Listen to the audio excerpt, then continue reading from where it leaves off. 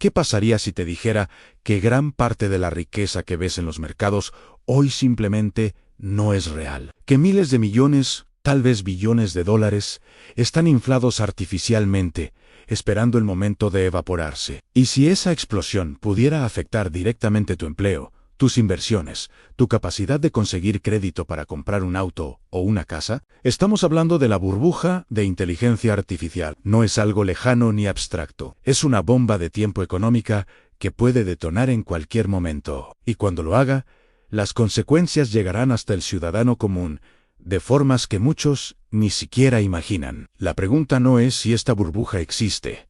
Incluso los propios protagonistas del mercado ya lo admiten abiertamente. La pregunta real es, ¿cuándo va a explotar y cómo te va a afectar a ti? Lo que estás a punto de descubrir es el mecanismo exacto de cómo una crisis financiera se transmite desde las grandes corporaciones tecnológicas hasta tu bolsillo. Vamos a desmontar paso a paso el engranaje que convierte la euforia del mercado en caos económico generalizado. Prepárate, porque esto cambiará completamente tu forma de ver las noticias sobre tecnología e inversiones. Para entender lo que viene, primero necesitas comprender que es exactamente una burbuja económica. No es solo un término técnico que usan los economistas, es algo muy concreto y muy peligroso. Una burbuja ocurre cuando el precio de algo, ya sean acciones, inmuebles o tecnología, se dispara muy por encima de su valor real. Es como inflar un globo. Mientras más aire metes, más grande se vuelve, pero también más frágil. Llega un punto donde cualquier pequeño pinchazo lo hace explotar violentamente. En el caso de la inteligencia artificial, estamos viendo exactamente ese patrón. Las empresas de IA han alcanzado valoraciones de mercado astronómicas. Estamos hablando de capitalizaciones que rivalizan con el tamaño de economías enteras. Microsoft, Nvidia, OpenAI y otras compañías del sector han visto sus valores multiplicarse de forma exponencial en muy poco tiempo. Los inversores están apostando billones, no millones, billones de dólares a que la IA va a revolucionar todo y generar ganancias infinitas. Pero aquí está el problema: en gran parte de esas expectativas están infladas. La tecnología puede ser impresionante, sí, pero las ganancias reales que estas empresas están generando no justifican sus valores actuales de mercado. Es como si vendieras limonada en la esquina de tu casa y alguien dijera que tu negocio vale $1 millón, porque en el futuro podrías vender limonada en todo el país. Puede ser cierto, puede no serlo, pero el precio de hoy no se basa en lo que haces hoy, sino en una fantasía de lo que podrías hacer mañana. Y lo más inquietante es que los propios líderes de estas empresas ya lo saben. Sam Altman, el director ejecutivo de OpenAI, ha declarado en entrevistas que si las cosas se ponen realmente mal, el gobierno estadounidense tendría que intervenir como asegurador de última instancia. ¿Qué significa eso? Significa que él mismo está admitiendo que esta burbuja es tan grande que cuando explote será el Estado, es decir, el dinero de los contribuyentes, quien tendrá que rescatarlos. Esta es la trampa clásica del capitalismo moderno: privatizar las ganancias y socializar las pérdidas. Mientras todo va bien, los empresarios y los inversores se quedan con los beneficios. Pero cuando las cosas se desmoronan, como pasó en la crisis de 2008 con los bancos, es el Estado quien tiene que entrar a salvar el sistema con dinero público. Entonces, los mismos que defienden el libre mercado y critican la intervención del gobierno son los primeros en pedir rescates cuando sus apuestas salen mal. La magnitud de esta burbuja es difícil de exagerar. No estamos hablando de una empresa o dos que están sobrevaloradas. Estamos hablando de un sector completo que ha inflado el mercado de valores a niveles históricos. Y cuando digo histórico me refiero a niveles que solo habíamos visto antes de grandes crisis como la Gran Depresión de 1929, la explosión de la burbuja.com en 2001 o la crisis financiera de 2008. Cada una de esas crisis tuvo características similares a expectativas desmedida, inversiones masivas basadas en promesas futuras más que en realidades presentes, y una negación colectiva de que los precios podían caer. La gente siempre piensa, esta vez es diferente. Pero la historia nos muestra que nunca es diferente. Las burbujas siempre explotan. Siempre, la única variable es cuándo y qué tan violenta será la corrección. En el caso de la Hay señales claras de que estamos en territorio de burbuja. Empresas que ni siquiera tienen ganancias sólidas están siendo valoradas en decenas de miles de millones de dólares. Inversores están comprando acciones no porque la empresa esté generando dinero hoy, sino porque esperan venderlas mañana a alguien dispuesto a pagar aún más. Eso no es inversión, es especulación pura. Y cuando la música se detenga, muchos se van a quedar sin silla. Ahora bien, podrías pensar, yo no invierto en tecnología, no tengo acciones de Microsoft ni de Nvidia. ¿Por qué debería preocuparme si esa burbuja explota? Esa es una pregunta legítima, pero la respuesta es alarmante. Aunque no participes directamente en el mercado de valores, vas a sentir los efectos de todas formas. Déjame explicarte cómo. Primero, aunque tú personalmente no inviertas en estas empresas, es muy probable que tu dinero sí esté involucrado sin que lo sepas. Si tienes un fondo de pensiones, si tu banco invierte tus ahorros, si tu empleador tiene inversiones corporativas, parte de ese dinero está expuesto al mercado de valores. Y en el mercado de valores actual, las empresas tecnológicas, especialmente las de IA, representan una porción gigantesca de la capitalización total. Entonces, aunque no hayas comprado una acción en tu vida, tu futuro financiero está conectado a estas empresas. Segundo, cuando estas empresas pierden valor masivamente, el efecto no se queda contenido en Wall Street, se propaga a través de toda la economía. ¿Cómo? A través de algo que los economistas llaman efectos de riqueza. Cuando las personas ven que sus inversiones pierden valor, se sienten más pobres. Y cuando se sienten más pobres, gastan menos. Cancelan esa compra del auto nuevo, posponen la renovación de la cocina, dejan de ir tanto al restaurante. Ese gasto reducido significa menos ingresos para las empresas que venden autos, muebles, comida. Esas empresas entonces tienen que recortar costos, y la forma más rápida de hacerlo es despidiendo empleados. Tercero, y esto es crucial, una crisis de este tipo afecta directamente el mercado de crédito. Cuando los bancos y las instituciones financieras pierden dinero en inversiones que salieron mal, se vuelven extremadamente cautelosos. Dejan de prestar dinero con la misma facilidad que antes. Los requisitos para conseguir un préstamo se vuelven más estrictos. Las tasas de interés suben. De repente, ese crédito para el auto que ibas a sacar se vuelve mucho más caro, o directamente te lo niegan. La hipoteca para tu casa se complica. El financiamiento que tu pequeño negocio necesita desaparece. Y aquí viene algo que mucha gente no entiende en la economía moderna. Casi todo funciona con crédito. No solo las grandes corporaciones, sino también el ciudadano común. Compras tu auto con crédito. Compras tu casa con crédito. Muchas veces, hasta tus electrodomésticos los compras en cuotas, que es otra forma de crédito. Las empresas también dependen del crédito para operar día a día, para pagar salarios mientras esperan que les paguen sus clientes, para comprar inventario. Cuando el crédito se congela, la economía entera se paraliza.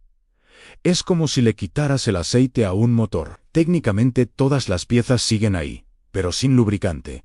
El motor se traba y deja de funcionar. Imagina que mañana ya no se pudieran vender autos financiados, solo al contado. ¿Cuánta gente podría comprar un auto? La industria automotriz colapsaría en semanas. Ahora multiplica eso por todos los sectores que dependen de crédito en construcción, manufactura, comercio, servicios. Además, cuando una crisis financiera golpea fuerte, las empresas empiezan a quebrar. No solo las empresas tecnológicas sobrevaloradas, sino también empresas reales de la economía productiva que simplemente quedaron atrapadas en el momento equivocado. Una empresa que venía operando bien, pero que necesitaba renovar un préstamo justo cuando explotó la crisis, de repente no puede conseguir financiamiento.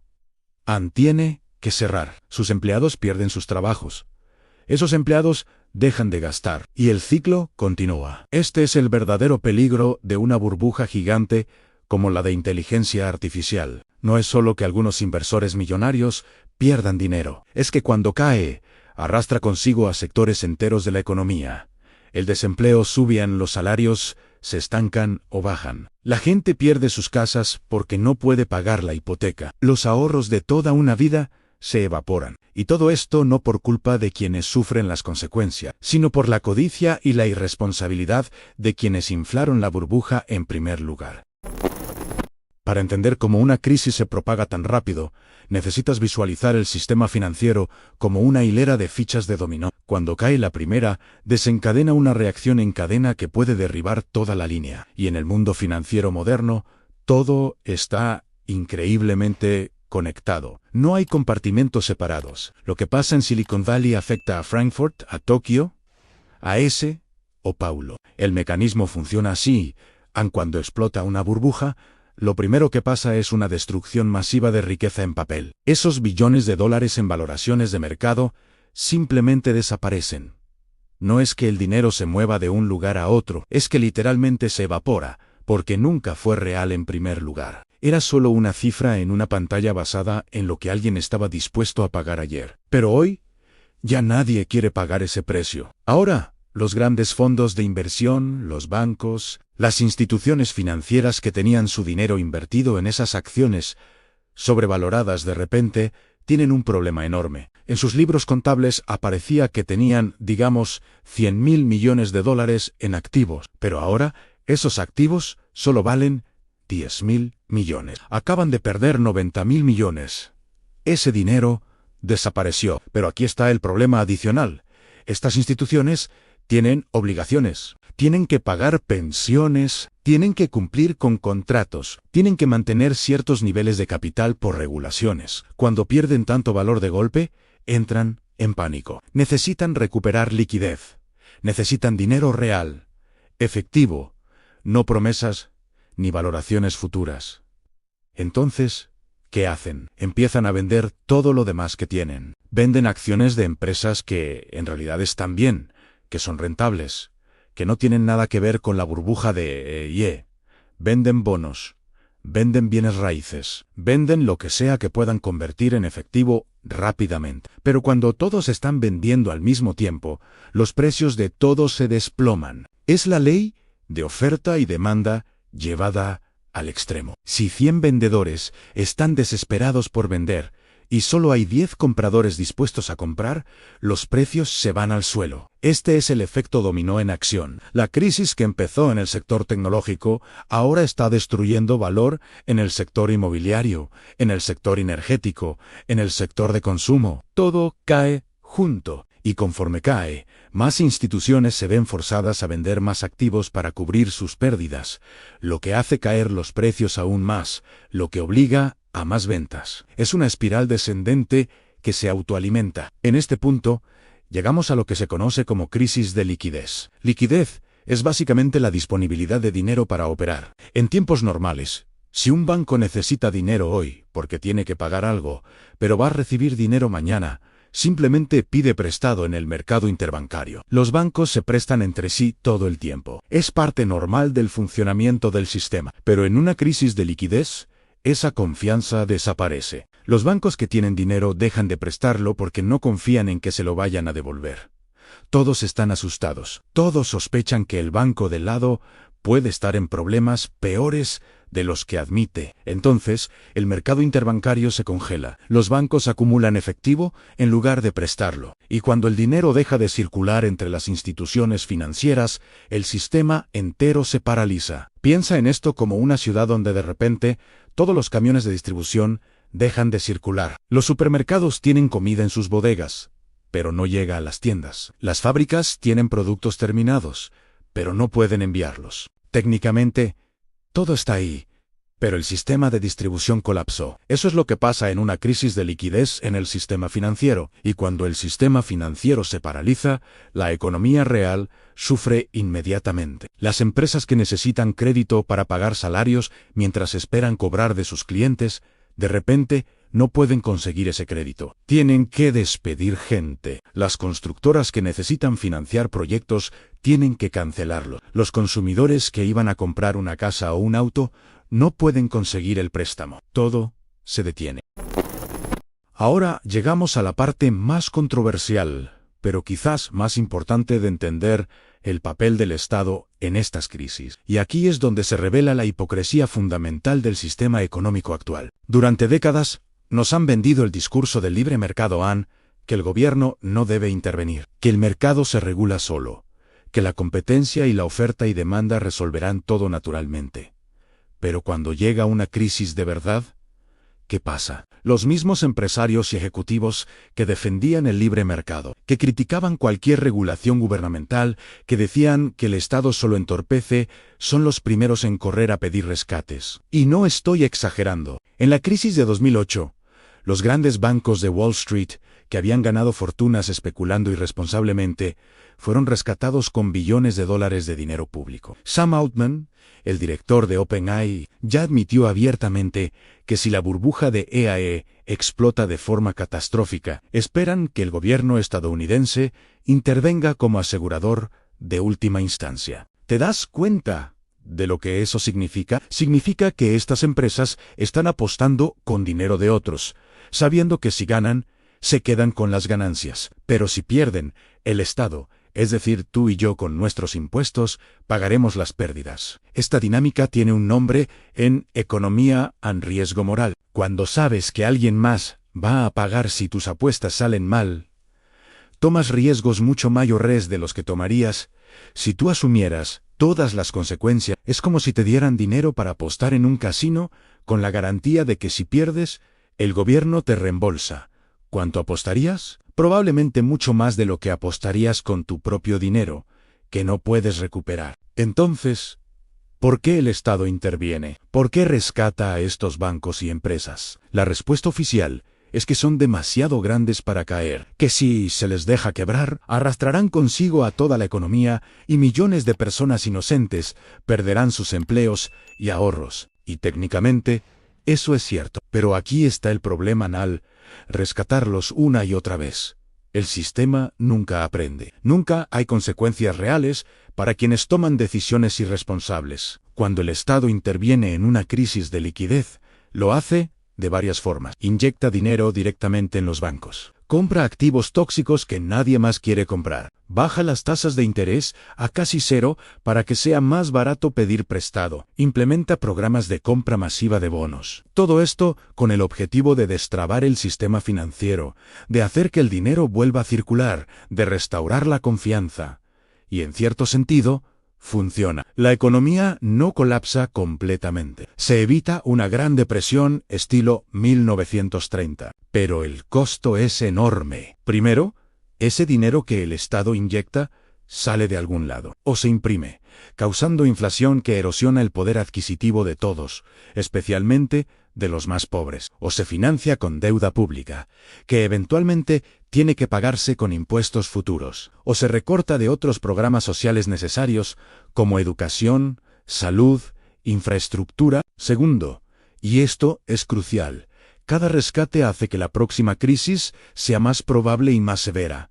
¿Por qué? Porque si los inversores y ejecutivos saben que van a ser rescatados, tienen incentivos para tomar riesgos aún mayores la próxima vez. Es un ciclo vicioso. Crisis, rescate, mayor toma de riesgos, crisis más grande, rescate más grande. Y cada vez, el ciudadano común es quien paga la cuenta. Esta es la contradicción fundamental del capitalismo moderno que pocos se atreven a señalar abiertamente. El sistema funciona bajo la ideología del libre mercado cuando conviene a las élites, pero recurre a la intervención estatal masiva cuando esas mismas élites están en peligro. Es libre mercado para ti cuando te va mal, pero socialismo para los ricos cuando a ellos les va mal. Y mientras tanto, cuando hay propuestas de usar recursos del Estado para ayudar directamente a la gente común, para programas sociales, para educación pública, para salud universal, ahí sí salen todos los defensores del libre mercado a gritar que es irresponsable, que el Estado no debe intervenir, que eso es socialismo. La hipocresía es asombrosa. Billones para rescatar bancos que apostaron mal, pero ni un centavo para ayudar a familias que perdieron sus casas por una crisis que ellos no causaron. Lo que acabas de descubrir no es teoría económica abstracta, es el manual de operaciones de cómo funciona realmente el sistema financiero global, con todas sus contradicciones y peligros. La burbuja de inteligencia artificial no es una cuestión de si explota, sino de cuándo, y cuando lo haga, los mecanismos que hemos explorado se activarán exactamente como han hecho en cada crisis anterior. Destrucción de riqueza. Efecto dominó en los mercados. congelamiento del crédito, paralización de la economía real y, finalmente, rescates masivos con dinero público mientras se mantiene el discurso del libre mercado. El patrón es predecible porque se ha repetido una y otra vez. La única diferencia es la escala, y esta vez podría ser la más grande que hemos visto. Pero el conocimiento es poder. Ahora que entiendes el mecanismo, puedes prepararte. Si quieres profundizar en estos temas, analizar las señales que indican cuándo puede detonar la crisis y aprender estrategias concretas para proteger tu economía personal, únete a nuestra comunidad, porque en los tiempos que vienen, quienes entiendan cómo funciona realmente el sistema tendrán una ventaja crucial sobre quienes sigan creyendo en las narrativas oficiales.